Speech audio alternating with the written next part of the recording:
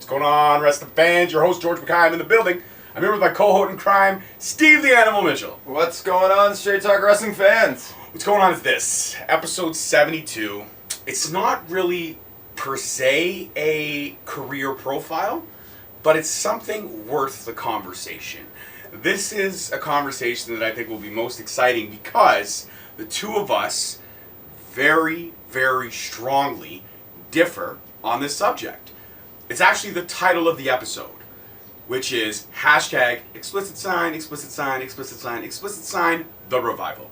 If you don't know what those 4 explicit signs mean, I'm sure you can figure out the one swear word that literally has 4 letters. Well, we swear a little bit on the show, not very much anymore, but it's fuck the revival. Hashtag fuck the revival. That a man who is literally the godfather of modern day wrestling, if you will, would put this division in such a stale, stagnant, boring hold.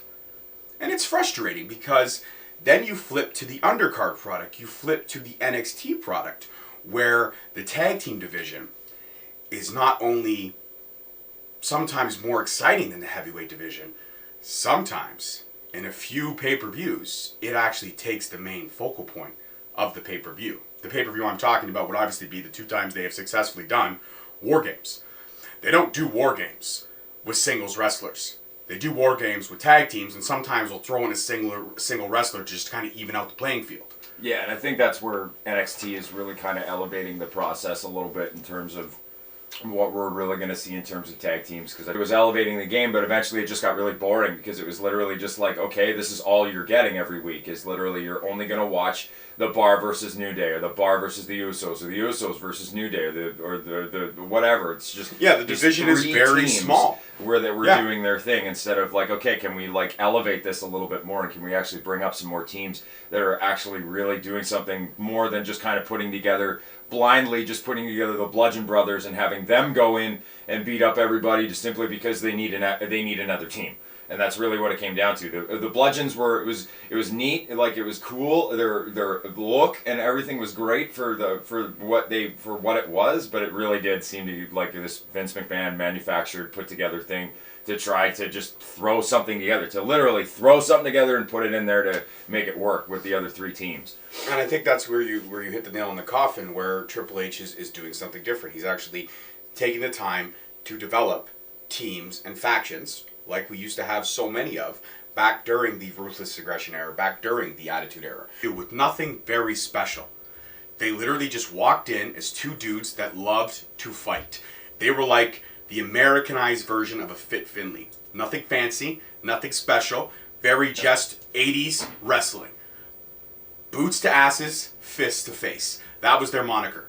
That was how they came out. They came out with boots. What is their shitty slogan? It's like no words, just fists. No words, just fists now, main roster. But when they were on NXT, it was boots to asses, fists to face. Yeah. And they delivered on so many aspects. And I'm not a fan of big showmanship.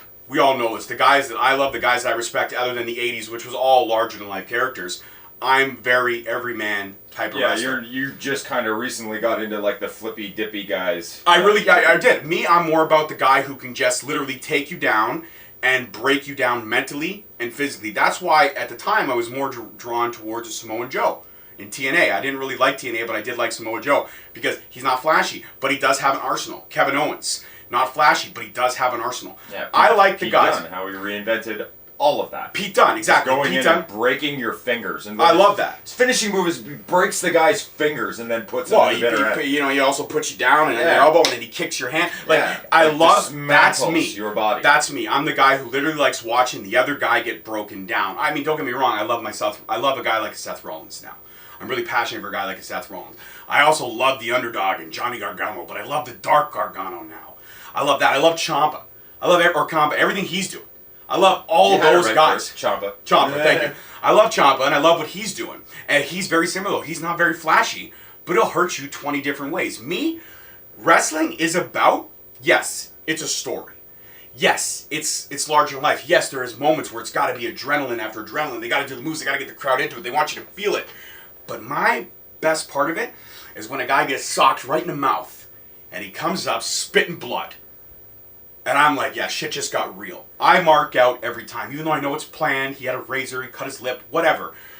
I still mark out. Because that's the type of wrestling I love. Vince McMahon got his sprinkle in a division that he literally cares nothing about, and he's showing that. He's more focused now on building up the ladies, which is well-deserved. Because for years they were in the trenches and they were not given a fair shake. Yeah. Now this year, we're going to have probably the main event's going to be a women's match. And I could be more stellar because I got 2 daughters and I love seeing it. Seriously. But you know what? Give the tag team division some love. We had hashtag give divas a chance, hashtag give the tag team division a chance, because those guys, what they're doing, they don't get enough credit. And it's unfortunate. That's kind of my whole spiel on this episode, is that even though I'm only focused on the Revival, I want to say that a lot of people need to give the tag team division some love, because those guys work just as hard as the main roster guys. It's just moments that, like, that's what people want. They want moments. And Kurt Angle actually said it in his speech. He's the king of moments. He's the king of the guy that literally went from I'm just the Olympic athlete to now I got tons of personality, I'm getting my head shaved, and I'm singing I'm a sexy Kurt in the middle of the ring. Like, there's like these really funny moments and these milk truck. These constant moments that would come up where if any of those kinds of conglomerates that you would call them, or tag teams, or anybody solo or whatever, would actually put their mind into thinking about that kind of stuff, then we'd have a little bit more moment. We'd have a little bit more.